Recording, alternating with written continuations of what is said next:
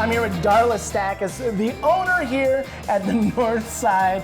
And this is, what I love about this is it's a neighborhood bar. You know, we are smack dab. We've got houses to the left and the right, just all the middle of a neighborhood. And I feel like that's missing a little bit in some different areas of Dubuque. It is. I mean, we keep it going. I mean, we called it Northside for a reason because a lot of people, I mean, are born and raised in this area and they remember this bar for years and years ago. So yeah, because it's been a bar for forever. Yeah, forever. Yeah. So tell me a little bit about your history then. When did you become involved? My husband bought it off the cuff. I remember. What do you mean off the cuff? What's off the cuff? Like literally, I just come home one day and, honey, I bought a bar. No, I was making a Thanksgiving dinner the night before Thanksgiving, and I got a call from the previous owner, and he's like, "Darla, this is Jim Getzinger," and I'm like, "Yes." He's like, "Hey, well, you and Chad can sign those papers on Friday." I'm like, "Papers?" And he was like, "Well, he bought the bar and the building," and I was like. That's how that happened, and I was like, honey, we need to talk. Well, yeah. I've been meaning to bring it up. It's just been slipping my mind every time. Yeah, it slipped his mind all right, but thank God I was laid off from Cottingham and Butler at the time, and I had bartended my whole life, so I'm like, who's going to run it? He goes, oh, you are. Oh, well.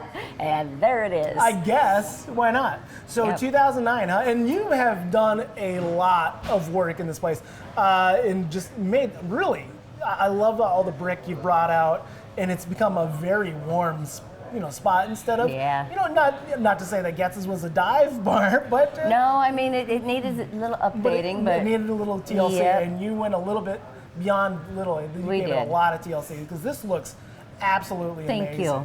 Also, speaking of looking amazing, I'm going to dive into some drinks here. Yeah. So what do we got here? This is just got a good-looking Bloody Mary, huh? If you're going to get the Northside, you better do a cherry bomb. That's one of my favorite signature shots. Get after it. Let's go ahead. Okay, right. So what is cheers to the Northside? Thank you. All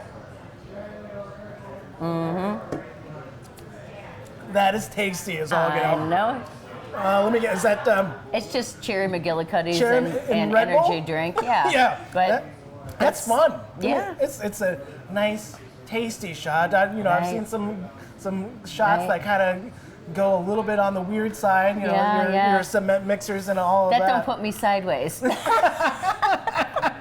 This is that was a tasty little starter. Yeah. Yeah. So tell me a little bit about the clientele down here. Oh my God, it's a great neighborhood bar. We have everybody from 20-something to 80-something down here, which is the best ever. Everybody's friends, everybody knows you, and especially if there's anything going on, everybody has your back. We're a family. We pride ourselves in saying we are a Northside family. It's a you're a neighborhood. We are. You know your neighbors, you know what's going on. And tell you what, this is an excellent Bloody Mary you got thank going you. on here. I'll let Janet know. No, let Janet know. Janet, my bartender, she made that up. This looks incredible. So what do we got here? It's a strawberry margarita. Strawberry margarita, all iced up. Oh, so, yeah. Is this as special as it gets as far as specialty drinks? Or? I don't know. We can make about anything, but this is a neighborhood bar. People are pretty easygoing. So if a bartender starts, they're like, do we have to know all these drinks? Right. And I'm like, you know what? Don't worry about it. If you know how to make it, most of the customers are like, hey, and nobody's going to get all their fur's all ruffled up, you know? You're doing a lot of Jack and Cokes, you do some gin and tonics. Yep. And I'm guessing a lot of beer. We're a beer bar. A lot of liquor. A lot of shots. We're a shot bar. You're a shot bar. We are. That's awesome. Yeah. Yeah, that's excellent. That's a pretty nice, even blended margarita, and that's number one drink in America right here. It is, and during the day we got our clientele that comes in every day. We got our regulars, and then, towards the evening, we get kind of like not a younger crowd, but we got like the 30 and 40s, but there's still somebody here 80, and everybody's like meshing in. Oh, that's great. And tell me a little bit about the patio out back. That's a great space. It is cool.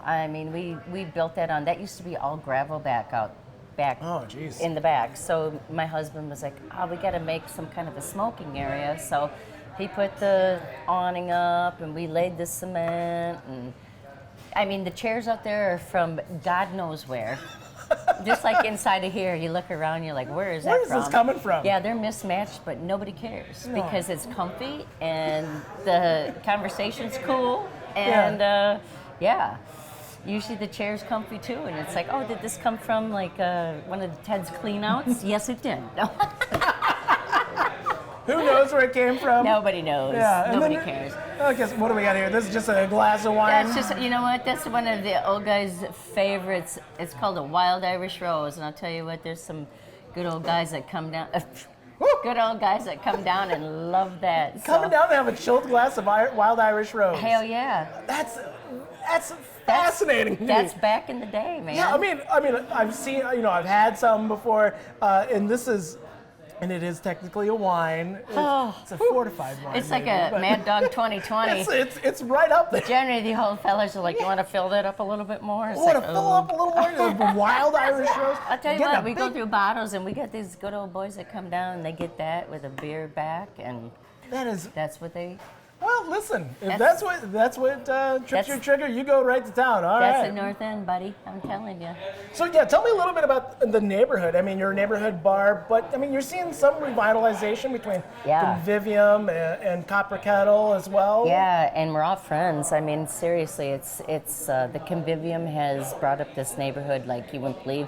Brought a lot of people here.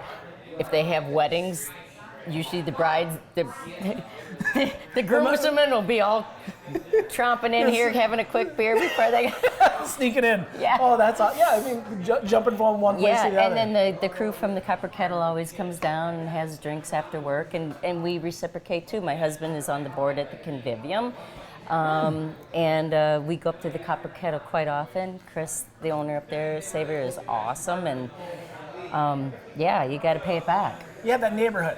It's a neighborhood. It is. And everybody's looking out for each other and visiting each other's businesses and supporting each other. Which is cool. And that's what you'd want. Well, thanks for having us in. We really appreciate it. And kudos to you for making it. This place looks amazing. Everything tastes amazing. I don't know about the Wild Irish Rose. Go ahead and chug it.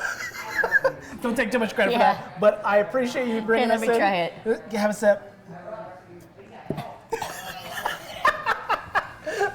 Well, thanks for having us in. You bet. Thank you, and thank you for loving our bar, because we love it too. It's a great bar.